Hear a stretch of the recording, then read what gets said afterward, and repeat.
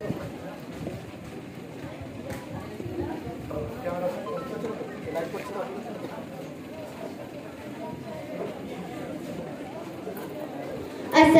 আলাইকুম ওয়া রাহমাতুল্লাহি ওয়া বারাকাতুহু। আশা করি সকলেই ভালো আছেন। বাদুড়িয়া দক্ষিণ গুর্দহ নুরিয়া হাফিজিয়া দারুল কুরআন মাদ্রাসার সকল ছাত্রছাত্রীর পক্ষ থেকে আপনাদের সকলকেই জানাই আন্তরিক শুভেচ্ছা ও অভিনন্দন। আমরা একটি মোকালামা পেশ করতে চলেছি। মোকালামাটির নাম সিঁড়ি। চাচিমা ও চাচিমা, কি হয়েছে খুকি? এই সন্ধ্যাবেলায় প্যাকেট হাতে নিয়ে কোথায় চললে? তোমার প্যাকেটের মধ্যে কি আছে? আমার প্যাকেটের মধ্যে তেল পানির বোতল আর আগরবাতি আছে। তেল পানির বোতল আর আগরবাতি নিয়ে কোথায় যাচ্ছ?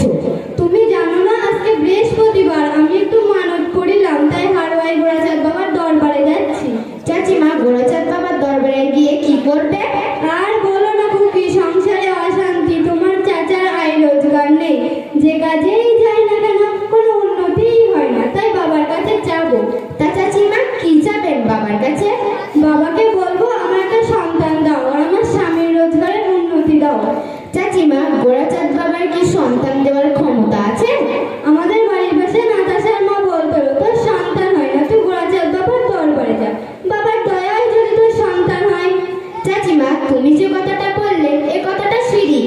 দূর মেয়ে, শিরিক ঠিক মানি না, আমি এখন বাবার দরবারে যাব। চাচিমা, রাগ করো না, আমি যে কথাগুলো বলবো সে কথাগুলো শুনে যদি তোমার মনে হয় যাব, তাহলে যেতে পারো। তা বল শুনি।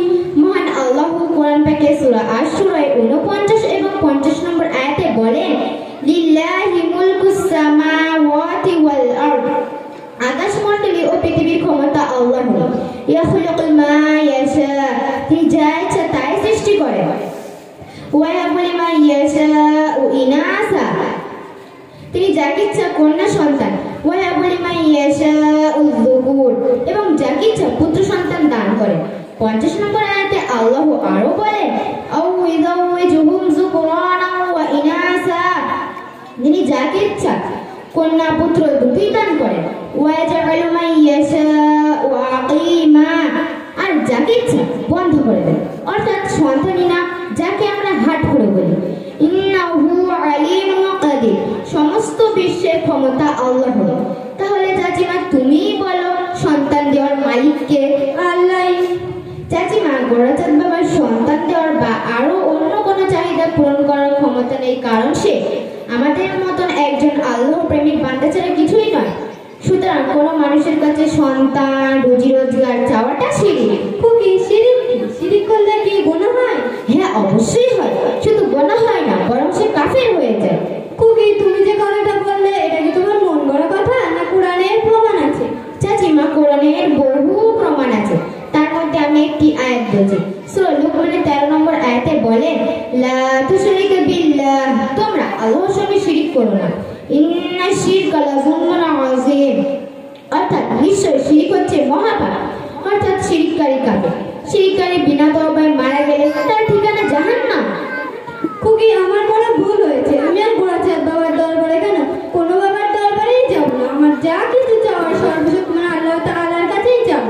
চাচিমা, শুধু বাবার দরবারে যাবে না, শুধু তাই নয়, আল্লাহর নাম ছাড়া অন্য কোনো নামে মান্যত করা যাবে না। মান্যত হবে শুধুমাত্র কেবলমাত্র একমাত্র আল্লাহরই নামে। আল্লাহর নাম ছাড়া মান্যতকারী কাফের। খুকি, আমি আর কোনোদিন আল্লাহ ছাড়া কারো নামে মান্যত করবো না। এই তেল পানির বোতল ছুঁড়ে ফেললাম। আল্লাহ তোমার হেদায়েত দান করুন। বলার মধ্যে কোনো ভুল ত্রুটি তার রাস্তা ক্ষমা করবে। আসসালামু আলাইকুম ওয়া রাহমাতুল্লাহি ওয়া বারাকাতুহু। আলহামদুলিল্লাহ।